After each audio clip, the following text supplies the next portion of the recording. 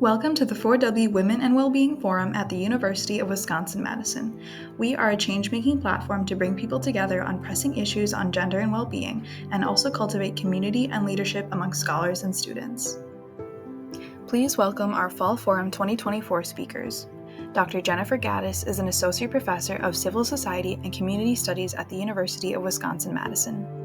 Dr. Sarah Robert is an Associate Professor at the University of Buffalo's Graduate School of Education. Prerna Rana is a PhD candidate in Civil Society and Community Studies at the University of Wisconsin Madison.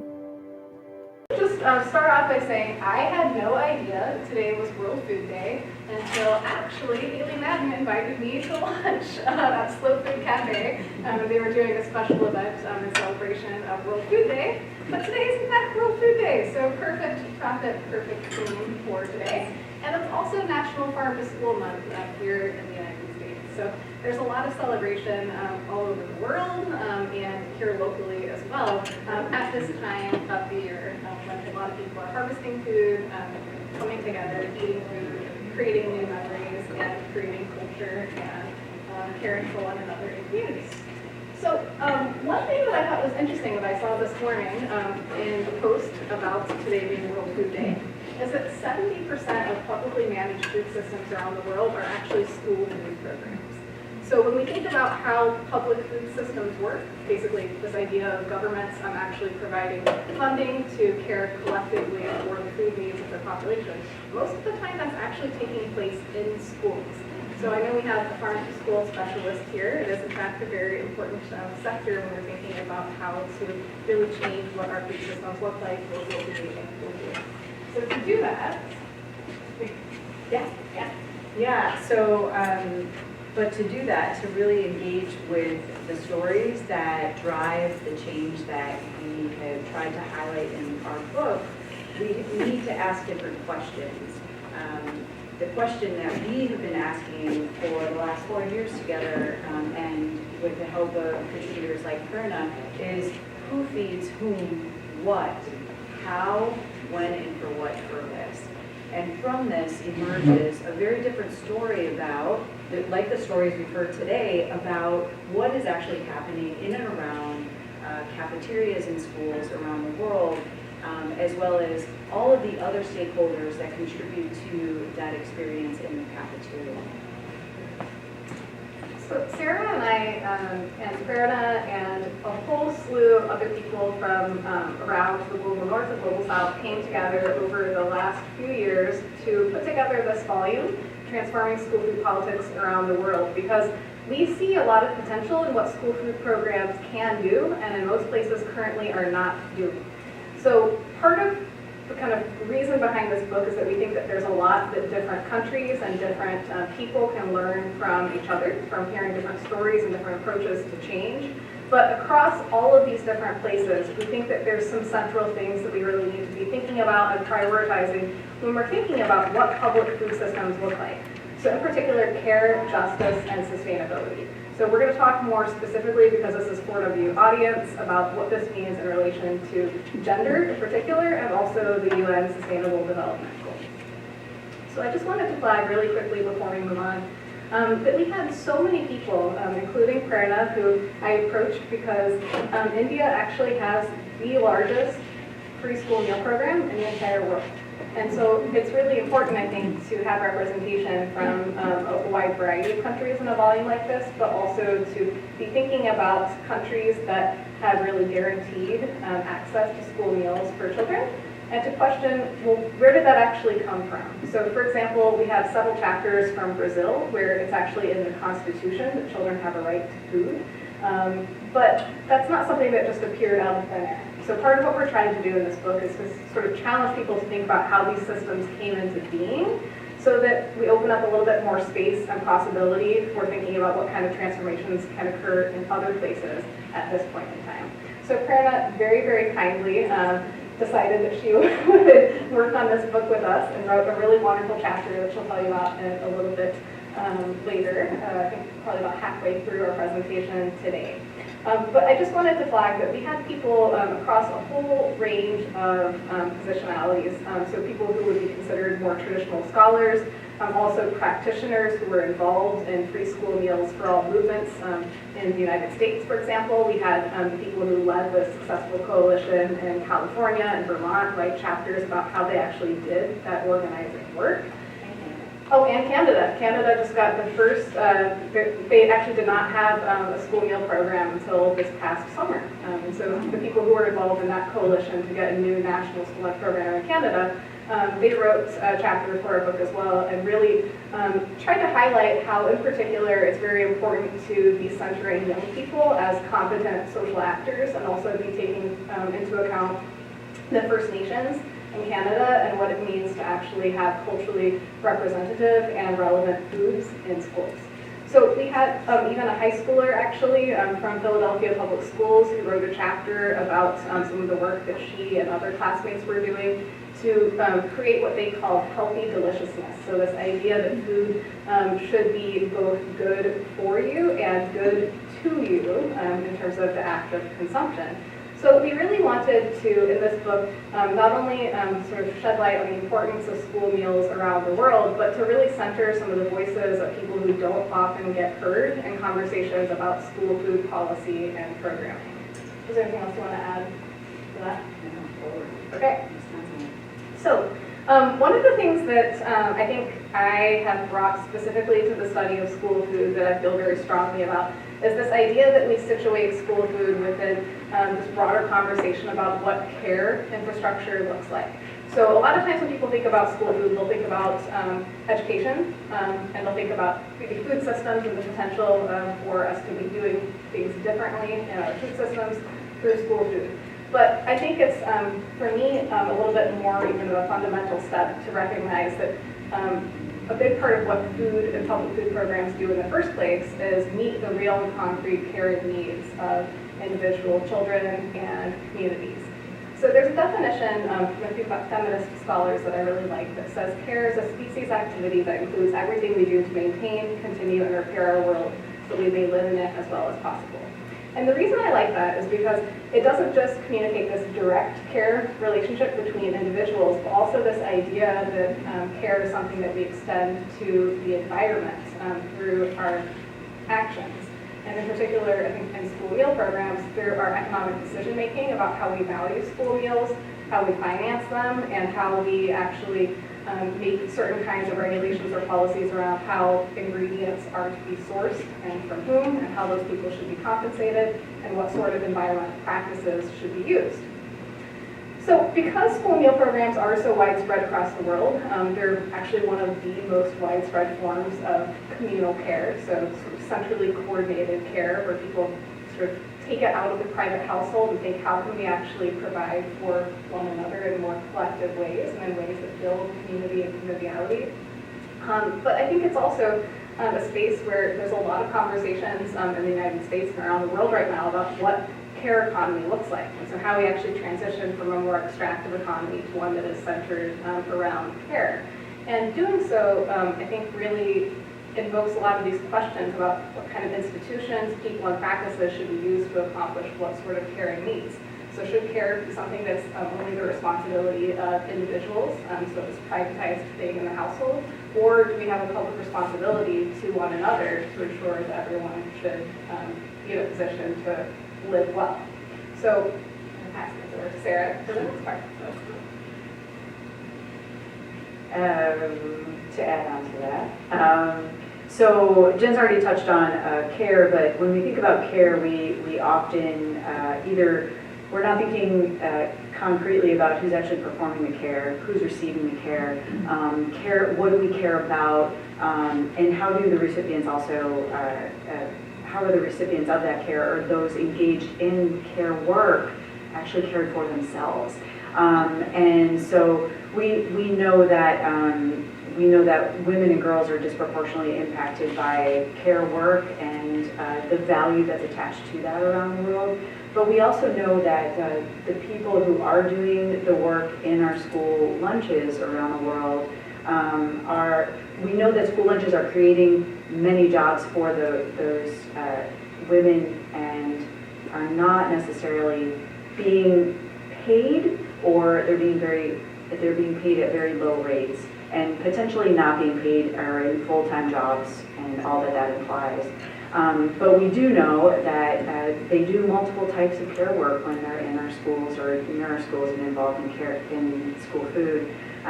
They're directly caring in the cafeteria, like the story that Lori, she knew your name, she knew the names of other students, and the ways that those community members are keeping an eye out and potentially providing care that supports the family and that individual student that we can't overlook, but we often do. They also have to maintain these physical spaces that we don't do a good job of in the United States these days about making sure that the school lunch, which, you know, if you ask a young kid, what's your favorite subject? School lunch or phys ed, recess. You're not going to hear lunch as much anymore, and we need to rethink that as being a place where well-being and nurturing takes place, that school cafeterias and lunches can be joyful places and joyful experiences. But in understanding that the women, mostly women who are in those spaces, are doing a lot of work, the turnaround work that it requires to feed so many children in such a short amount of time, and under incredible constraints. It is a form of community mothering, and we also, as you'll see in some of the chapters in here about, we know that there's ways for our school food systems to also care for the environment and for the future. So I was really excited yesterday because on LinkedIn, I got back from Green Bay very late after Allison and I were on a trip. I was like trying to put myself to sleep. And somebody that Sarah and I had met in Costa Rica at the Global Care Work Network Summit had seen our presentation that we did about school meals and care, and started a little bit of a relationship with us. And she told us that they were going to be working on this new flagship report from UN Women. And I saw her post last night that it was released, and this is it, in case anyone's interested. But they have a whole kind of call-out box in the report about the potential for school meals, really writing from this perspective of gender. So leveraging school feeding programs for gender-just transitions. So recognizing that if we design these kinds of programs correctly, if we think about social systems through this lens of gender, that means different kinds of things. So we can create jobs and markets for women producers, for example, but we have to be really intentional about making sure that we're not just recreating exploitative labor arrangements anew and bringing more people into these systems when these jobs aren't necessarily good, right? So supporting climate resilient agriculture is a really big focus that actually a lot of different philanthropic organizations like Rockefeller Foundation and others are really trying to support globally through their work with the UN School Meals Coalition, which we'll talk about a little bit more in a second. But it really, I would say, I skipped over the first one, Tactical Global Hunger. That's, I would say, the kind of starting point for a lot of these programs, particularly in the Global South, is recognizing that school meals are this really important source for meeting children's food needs, but saying, actually, if we do things differently, we can do so much more with school food. And if we think about this from a gender perspective, we can think about this as a large-scale investment in care infrastructure. So we'll talk a little bit more later on about what that means, particularly in relation to the Sustainable Development Goals. All right, so like right now. Yeah, that's right now. So this is a map of school food programs around the world. And one of the quotes that continues to stand in my mind, and this is now a couple decades old, is that the question wasn't whether a country is going to feed students at school, it was how and why and in what ways.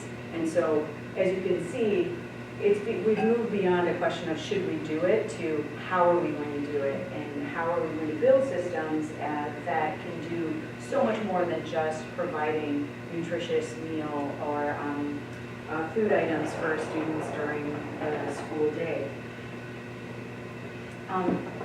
That momentum continued even through the pandemic. During the pandemic, instead of seeing a halt to this momentum of more and more students being fed in schools, actually programs continued to grow.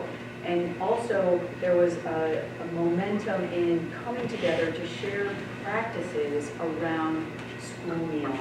And that became the School Meals Coalition, which is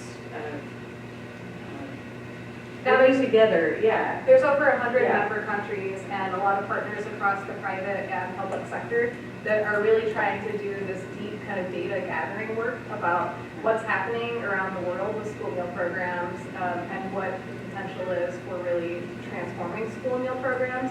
And I think that it's a really exciting initiative because they're not only trying to ensure that children have access to school meals, but actually trying to accomplish multiple policy objectives through school meals as a tool for economic development and shifting different kinds of practices for ecological production.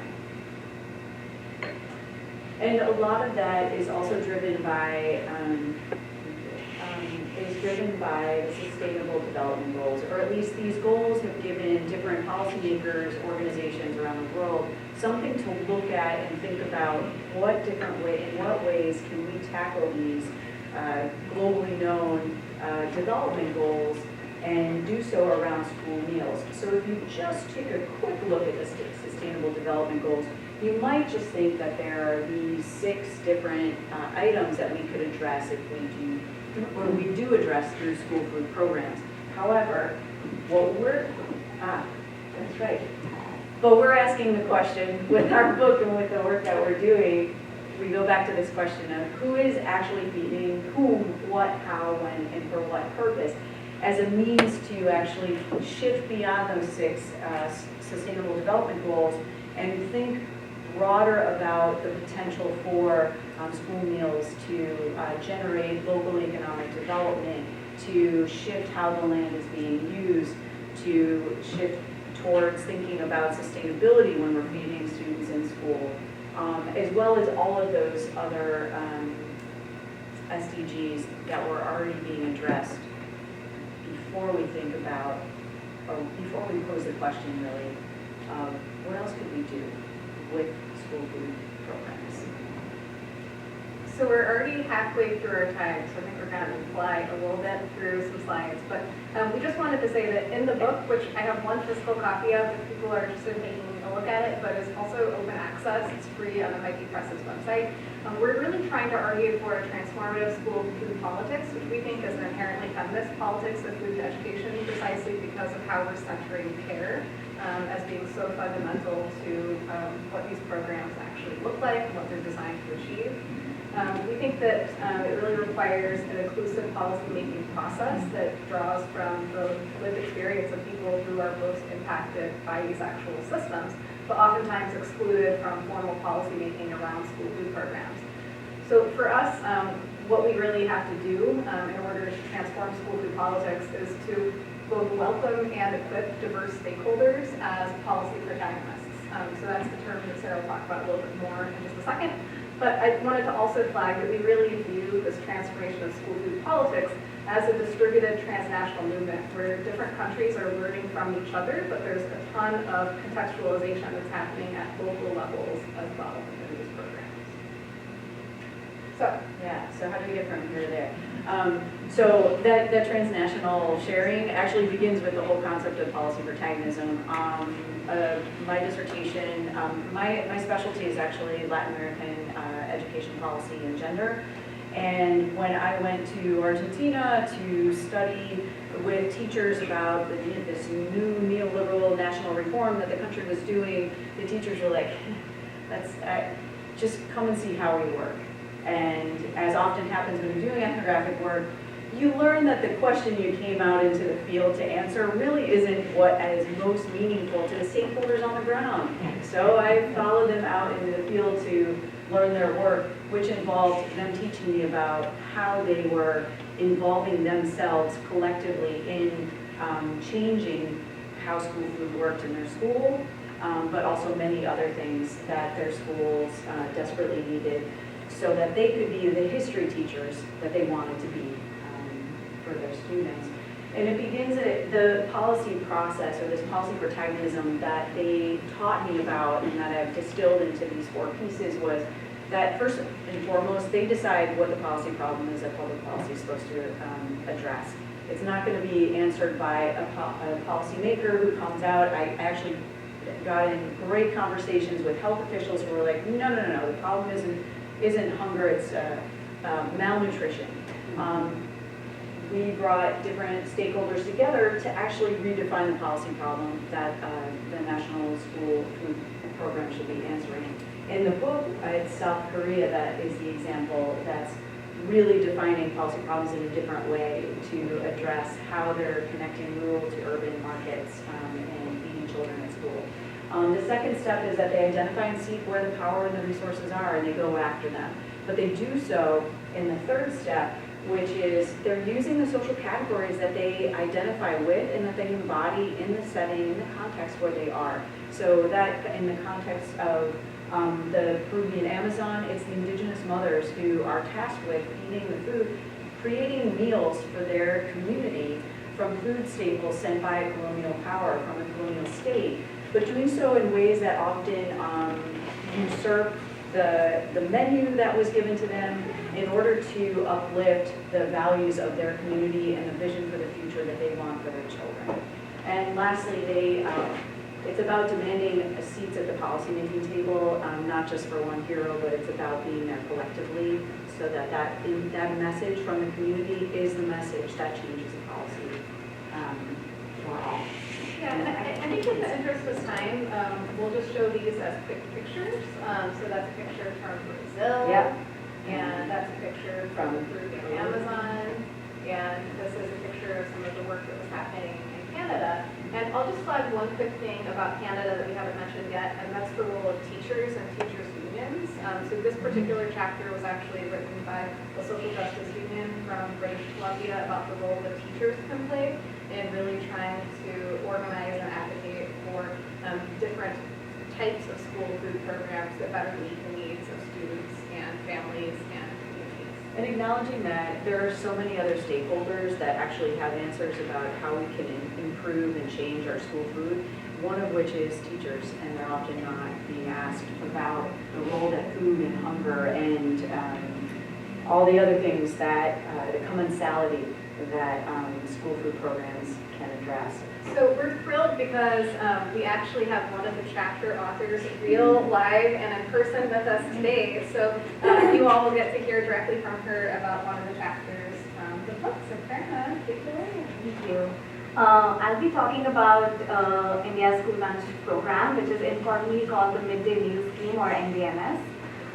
It was launched on August 15, 1995, and at the time the main objective of the program was to improve the daily nutritional intake of school-going children as well as improve their overall educational outcomes. According to government data from 2020 to 21, around 118 million school children were served through this program, making it the largest school lunch program in the whole world. There have been several assessments and evaluations to see how this program has benefited students, especially with respect to its original objectives. And there has been a significant increase in enrollment in primary schools. And the interesting thing is that girls' enrollment has been higher as compared to the overall increase in enrollment, which goes to show that oftentimes, especially in resource-scarce families, in a more conservative patriarchal setting, where sometimes families have to make a choice of which child to send to school, a hot cooked meal in school serves as incentive enough for parents to send all their children to school. So sometimes a school lunch program can be an unexpected gender equalizer in society as well. Now, what makes the midday meal scheme the success that it is in India? There's a long history of civil society activism and basically the right to food movement, which made or has made the program what it is. The right to food movement was a civil society movement that focused on food insecurity and how food security should be incorporated into a rights-based framework, in the sense that the state should step in and provide some guarantees to citizens for their safety, health, and well-being. The MDMS was part of the Right One program in this larger scheme of programs in the right to food movement. But it also focused on a lot of other holistic aspects that cater to gender, nutrition, health, and well-being. Another program which I want to talk about is ICDS, which is the Integrated Child Development Scheme, which kind of targets children below the age of 6, so those who have not started going to schools yet, as well as pregnant women. Because again, speaking to themes that have already been discussed before, oftentimes women are the primary caretakers in the family who are responsible for the health and nutrition of all the members in their family, but they themselves are never prioritized when it comes to their own health and nutritional well-being.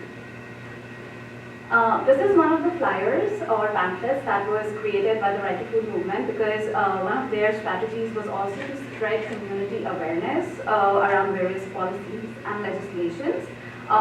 The whole idea was, how can people at the grassroots also engage with these policies and demand answers and accountability from local administration. I will just read out briefly the title of this flyer, which says Sehat, Shiksha aur Poshan Mang Raha Hai Aaj Ka Bachpan, which roughly translates to health, education and nutrition is being demanded by today's childhood. So again, kind of zeroing in on these intersecting elements of health, nutrition and education, and how the promise of a hot cooked meal in school or childcare centers can help us achieve these deeply rooted problems of health, nutrition and education. Talking about the role of community participation in MDMS, over the years several government guidelines and policies have really reinforced and emphasized the importance of community participation, especially through local community institutions, in ensuring that this program is implemented effectively, and also monitoring it so that high quality of this program is ensured. Some state governments and civil society organizations feel that grassroots organizations are better placed than larger NGOs to play this role, since they are so much so deeply embedded in the communities, and a lot of these community organizations, local community organizations, have members from the community who are so much more well acquainted with the children who go to schools and with the mothers who would be well placed to benefit from these programs. For example, in the state of Odisha, the government has consistently granted meal preparation contracts to local women groups.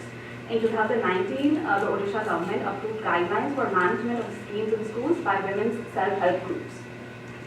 Unfortunately, this role of local civil society is slowly diminishing, with government bringing in newer guidelines for public-private partnerships to partner with larger NGOs who have better physical infrastructure to provide meals to various schools. Their only advantage is that they can prepare thousands of meals in one day, which can then go out to several schools in various cities, even rural areas. Consequently, there has been a lot of community discontent as they see that their own role is shrinking in this largely grassroots initiated kind of social welfare scheme. And there has been a growing number of women workers and members of left-leaning trade unions who are protesting this privatization of MDMS. To quote one of the women workers who is working to make this program a success, quote, "They, the children, lovingly call me Baibyo, elder sister, though I'm not their teacher, and it is this respect and love that makes my back-breaking work easy. Will any foundation be able to provide fresh and hot food like I do? Do they know their names or care for their likes or dislikes? The government says we will not lose our jobs, but we will be kept only for food distribution. There will be a cut on our already meager pay. 500 rupees will go to the foundation and 500 rupees will be paid to us. But my main concern is for the children. What will be the food value in a meal cooked at dawn? And will my children eat the food they provide? Here, we use fresh vegetables sourced from the Mother's Club, grown by the mothers in their kitchen gardens, unquote." So again, kind of zeroing on the fact that a lot of the women who participate and are workers in school lunch programs do more than just prepare meals and serve them to children. They have a more intrinsic caretaking role, which makes this program a success. There have been certain grassroots innovations which are kind of a bright spot in this existing civil society tension. According to newer government guidelines, there has been a strong focus on developing school nutrition gardens, and there are a couple of states in India, in the northeast India, Nagaland and Mizoram, who are doing really good work especially because of the political will of local administration. A great thing that is coming out of this is how to incorporate more environmental awareness in curriculum and instruction of school children, as well as making space for more culturally appropriate foods. That was really fantastic. I hope it gives you all a sense of why it was so fun to work with different authors on these chapters. So Prerna, as you saw in this, became like just a huge content expert on school food in India. And I think Sarah and I knew enough to kind of push some of the authors in different directions of like thinking or questioning, but certainly didn't have the language or cultural expertise to really be doing research on these programs ourselves. So it was really a huge joy and privilege to get to work with Prerna and other authors around the world to bring more of these really incredible examples of what school food systems can look like and what community participation maybe can or should be.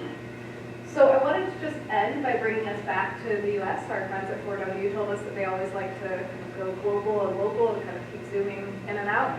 So I thought that it would be good to share with you all some things that are happening a little bit more locally. So when our book first came out in late April? May? I don't know. A few months ago, we published an op-ed in The Guardian that talks about what we can learn from around the world and bring back to the United States from taking this more global comparative perspective. And the 4 lessons that Sarah and I settled on are: 1, school meals really should be free for all students. It's the one thing that, weirdly enough, is sometimes means tested in schools, but yet food is so symbolic and important for people's interaction and relationships with one another. So it can be a really uniting force or a really divisive force. Secondly, food should be cooked, not just reheated in school kitchens. And it's really helpful to look at examples all over the world of megacities like Seoul or Rio de Janeiro, where there's huge populations and they're still doing cooking from scratch. And so I think it helps give us some models to grow from here in the United States. Third, local and sustainable purchasing should be mandatory and strongly supported by the federal government. I mentioned that we have 2 chapters in the book about Brazil. Brazil has, within their national school lunch program, a mandatory requirement that schools purchase at least 30% of ingredients from small-scale family farmers. And many of those are people who are using agroecological methods, who are farming cooperatively, a lot of women. And so it's a really different way of saying, we want to use public funds to support inclusion and greater economic access within food systems and within food economies, at the same time transitioning to more sustainable agriculture and food practices. And then lastly, I think from some of the examples from Finland and from Japan and from some other places that have much longer meal times and take home economics education really seriously for children of all genders, I think we really want to emphasize that mealtime should be joyful, care-centered, educational experiences. That it's not this thing that we just try to treat instrumentally and get through as quickly as possible and as just cheaply as possible, but this thing that really represents a very important learning opportunity for young people in connection with community and with teachers. So I wanted to end by just sharing 2 efforts that are happening locally. So there are some postcards on your tables in case you're interested. There is a campaign here in Wisconsin, the Healthy School Meals for All Coalition, which includes a lot of different organizations and school districts across the state. And I've been told that the Department of Public Instruction on October 25th or 26th, whichever one is the Friday, Jill Everly, who's the Secretary of Education in Wisconsin, is going to be announcing the recommendation from the Department of Public Instruction that they include universal free school meals as a recommendation in the next budget for the state of Wisconsin. So I think that this effort has been increasing awareness and momentum for getting free school meals for all across the state. But it's really helpful to have additional input from a whole range of policy protagonists saying that this is something that we really value, and we don't want just free school meals. We also want to have locally sourced food. A number of states have combined universal free school meals legislation with additional state funding for global sourcing to just help schools have the additional funding that they need to be purchasing more food from local farmers. And then secondly, there's the Free School Meals for All campaign that's happening across the state, but there's the parallel effort led by a variety of different community organizations to get free school meals in Madison. And they're doing a lot of fundraising right now to actually eliminate the unpaid meal debt. There is at this point at least $250,000 of unpaid meal debt from families within the MMSD system.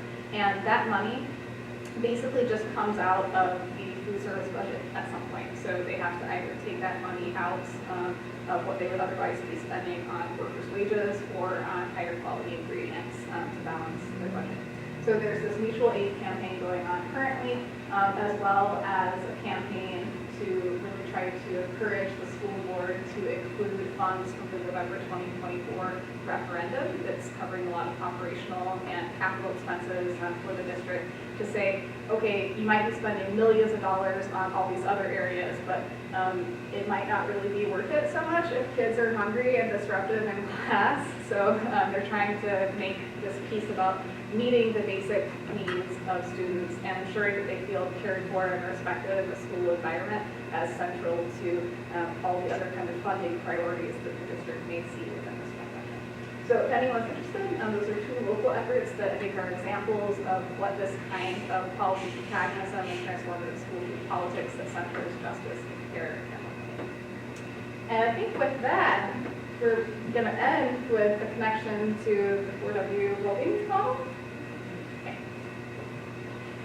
I'm going to plug the 4W well-being model because I think it's an amazing model that simplifies and helps us engage more with what the idea of well-being is.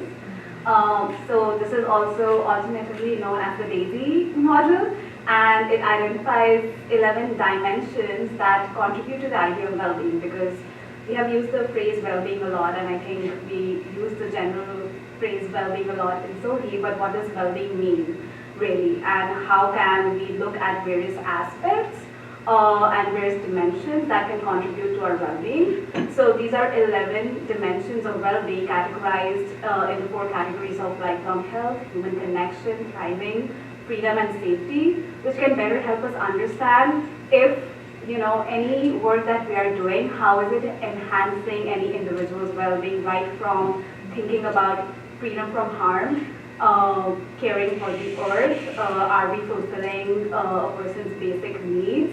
Are they feeling that they belong in a particular community? Do they feel a sense of purpose and meaning in life? And how all of these aspects can collectively contribute to an individual's well-being. And then again, if you look at the background of this model, all of this is very much embedded in the bioecological systems, or basically all of the systems that we live in. So it could be our life partners, our family members, our friends. It could also be people who we do not interact with on a daily basis, but then they're also very intrinsic to our well-being, like they could be our employers, our employees, our colleagues.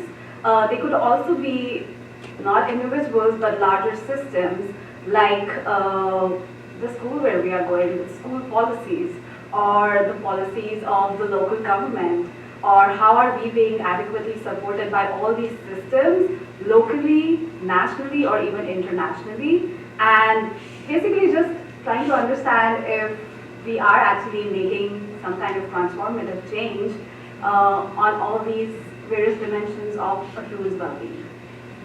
So that was one day. Thank you. I'm not sure where we're at with time, but we are in fact done.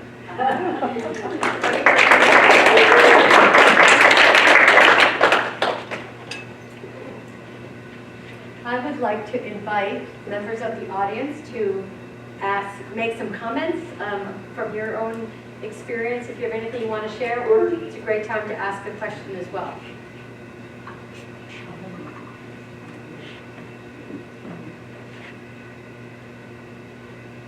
I think in terms of the well-being model, while folks are thinking, I feel like your work also informs the well-being model, because it took us a long time to fill it out, to get to making sure that we thought about, is mutual care part of your life, for example, or care for the earth, and that is kind of, just how you think. So, yeah, it's really a mutually beneficial thing. Any thoughts or comments? Yeah, I guess a question. This is wonderful. Thank you so much for your view. You're amazing. I guess I don't know, I want to hear a little bit more about how you're thinking, because I think part of the argument or the push policy-wise has to do with the state in a more centralized way, like being responsible or like at least financially responsible for this infrastructure.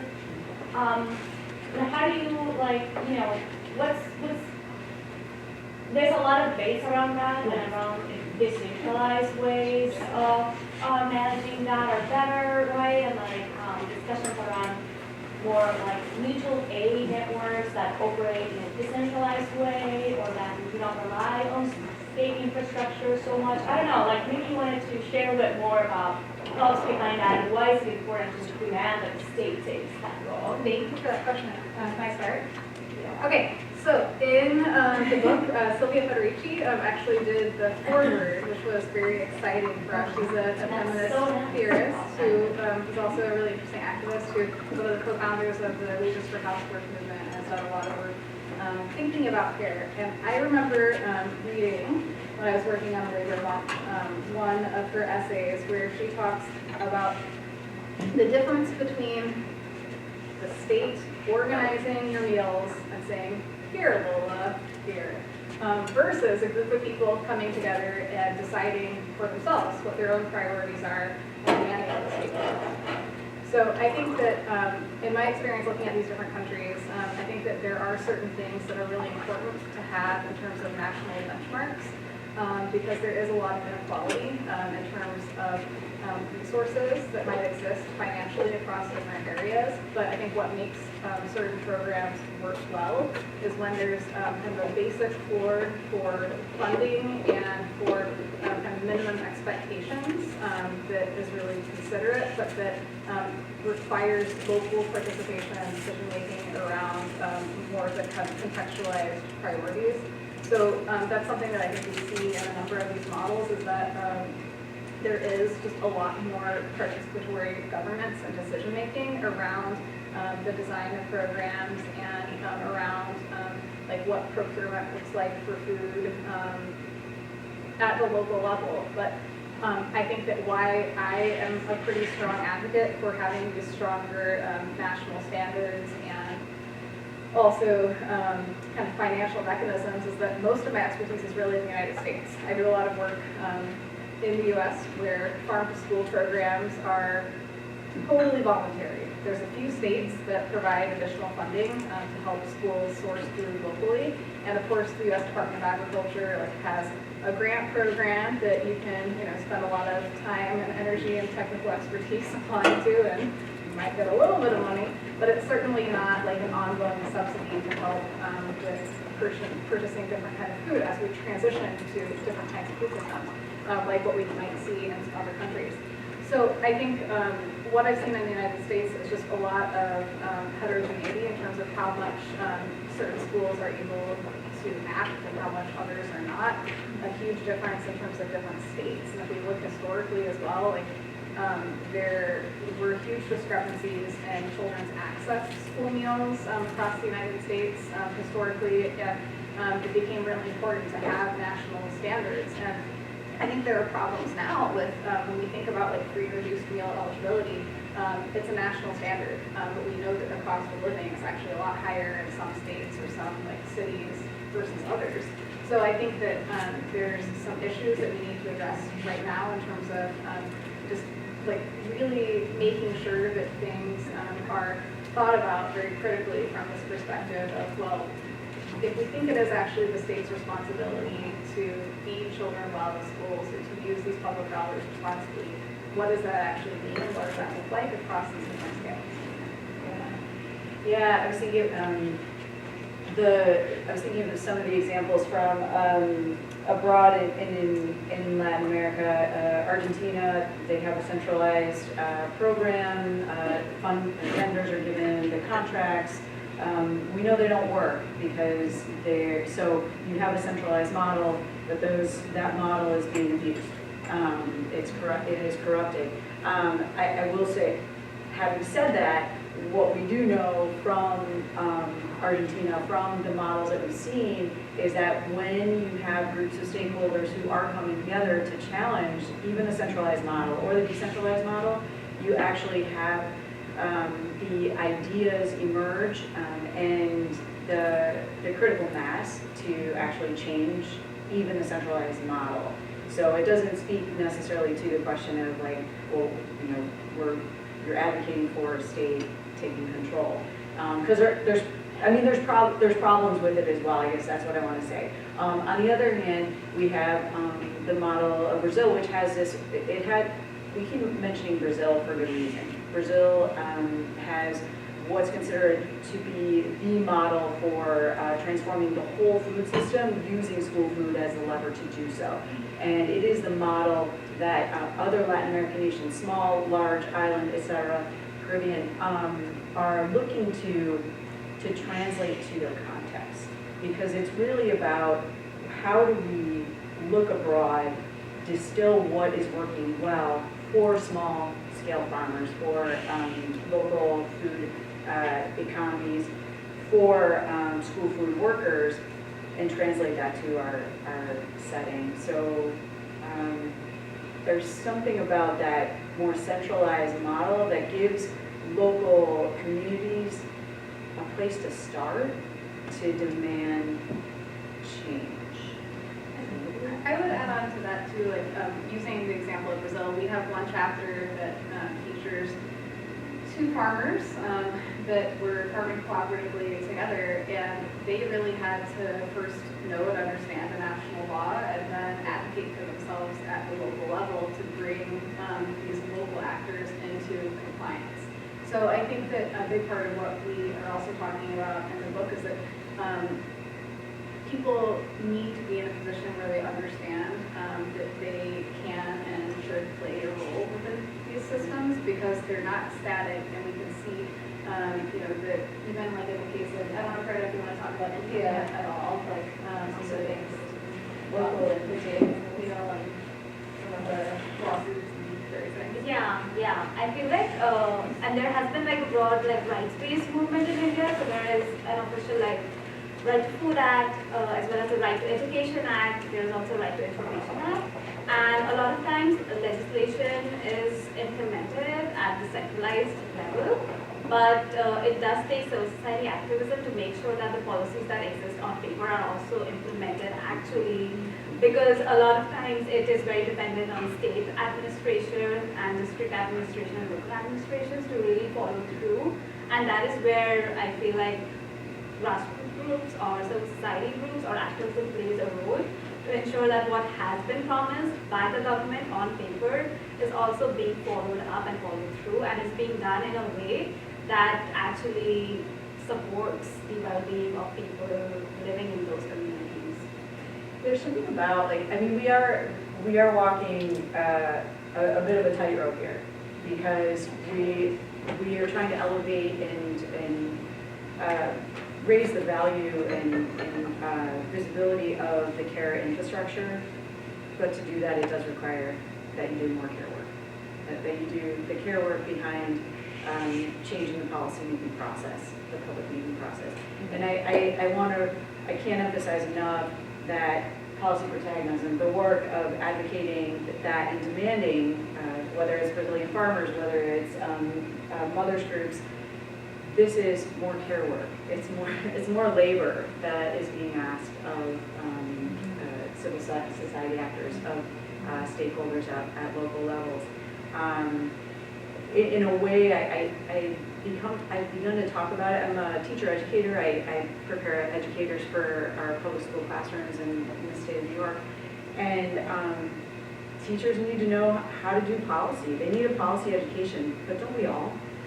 Because in the end, it's policies and laws that have an impact on our everyday lives and our health and well-being. The notion that, I think we need to put to bed the notion that policy making is done by someone, you know, up the street. So it's a little closer here, but for me, it's a long trip down the 90 to get to Albany and to make those connections. But we can do that work in our community communities. We don't have to travel to Albany. It's easier for all of you who are here, but you don't have to make that trip to the Capitol because policy is done every day in educational institutions. We just have to begin to see ourselves as a part of that process.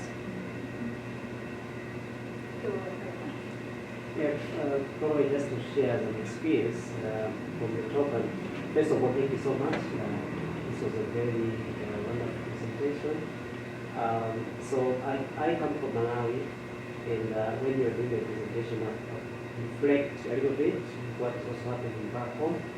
So like right now, we, as of 2022, like 35% of the schools are implementing the school feeding program, and we have a government policy that talks of implementing the school feeding program across the country. Like that law was passed, but so far we only have like 35% of the schools. Now what is happening is that with the climate change exacerbating like food insecurity, we have a lot of kids moving from the schools where they don't have like a feeding school program, going to schools where there is, like a feeding program. And then that has caused like, a lot of like challenges in terms of the caring system. So when we talked about care, I think it came out so strong in my reflection to say probably there will be a need for us to, think deep.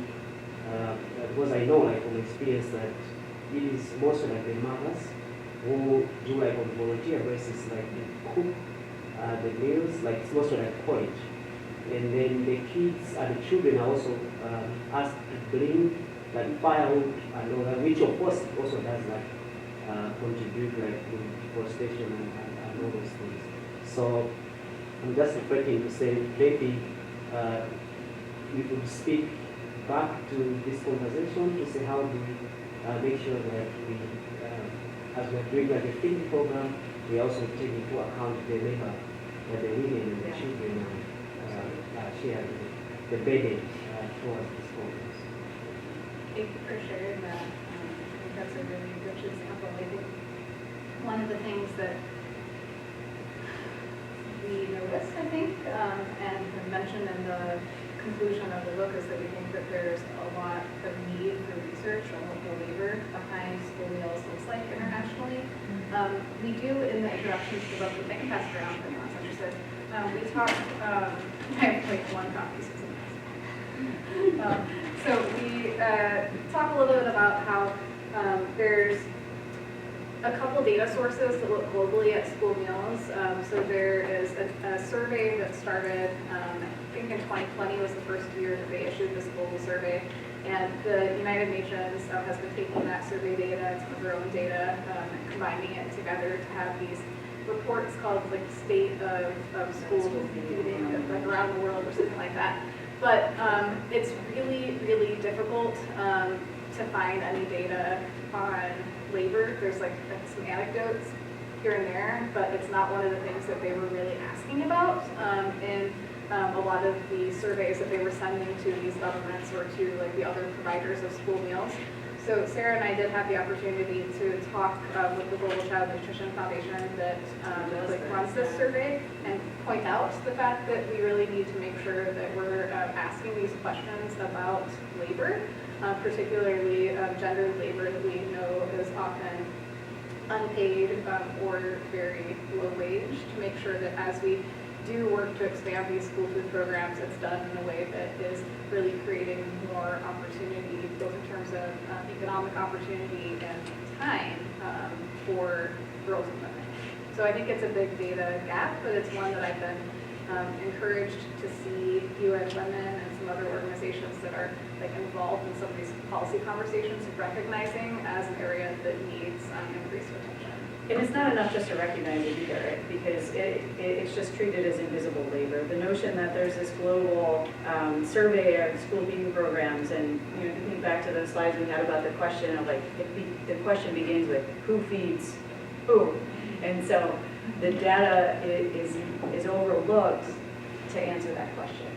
But the answer to that question exists. We just just have to ask for it. We have to actually value the work and make it visible. It's really the invisible labor. Or there's a concept that we've used. Actually, Michael Apple used it. Patty Leader before him from Ohio State.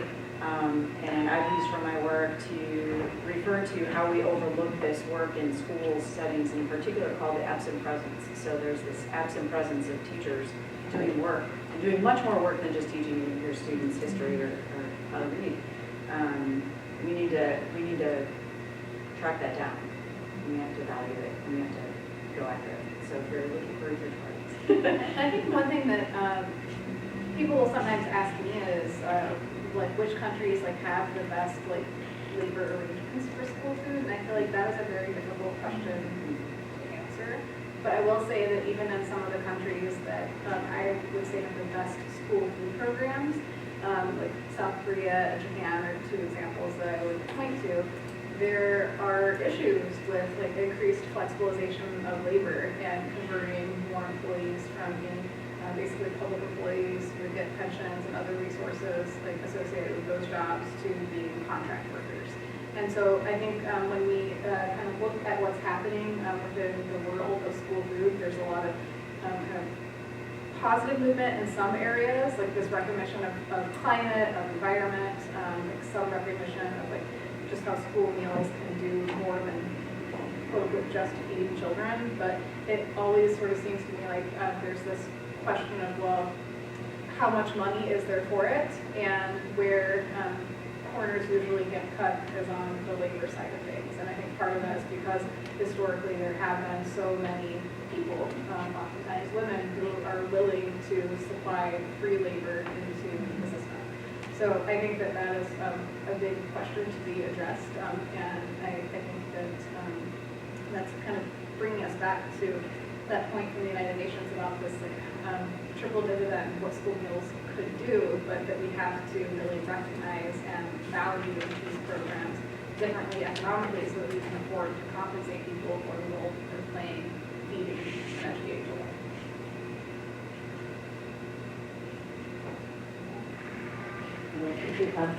Oh, there absolutely is. Yeah, thanks a lot. My name is Ann Behrman. I'm a pediatrician, actually, now retired, but I just want to let people know that the UW is one of the homes for the Global School Health Toolkit, which has nutrition as a piece of it.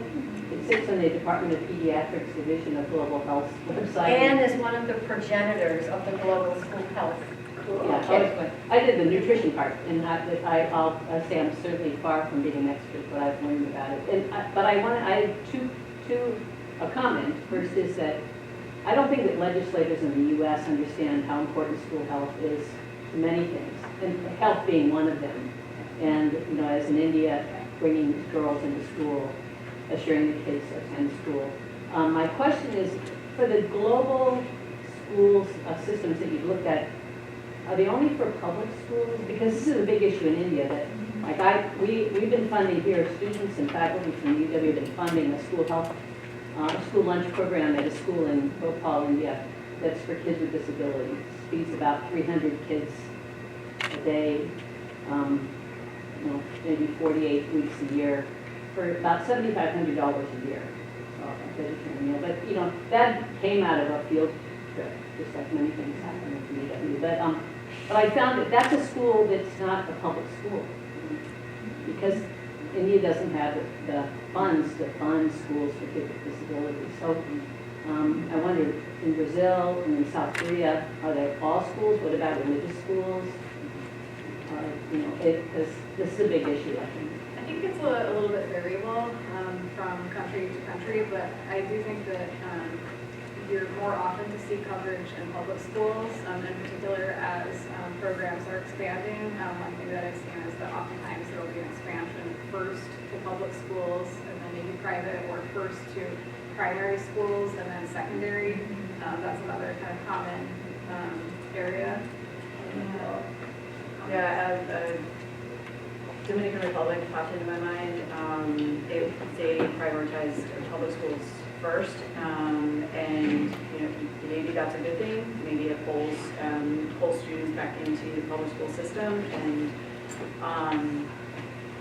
Yeah, and they do not support the private school system, but the private school can take advantage of the infrastructure in the capital to kind of develop the program. And I mean, here in the United States, there is a national school breakfast and lunch program that any public or private school can actually participate in. They have to adhere to the rules. It's a not-for-profit program, but even like Governor Evers, when he put free school meals for all in the Wisconsin budget, there's been some states that have made it only like public schools, but the Wisconsin version is actually public and private. So did you see like some variation in terms of where?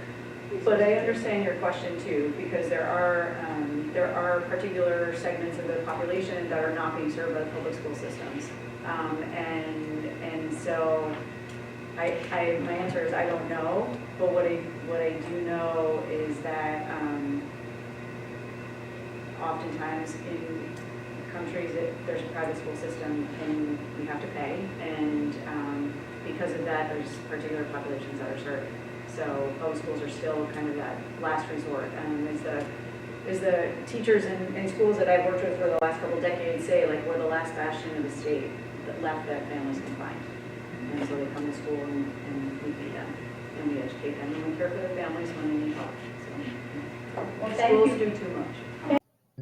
Thank you for attending the 4W Fall Forum. We hope you will stay engaged by following our socials and right here at our 4W YouTube channel.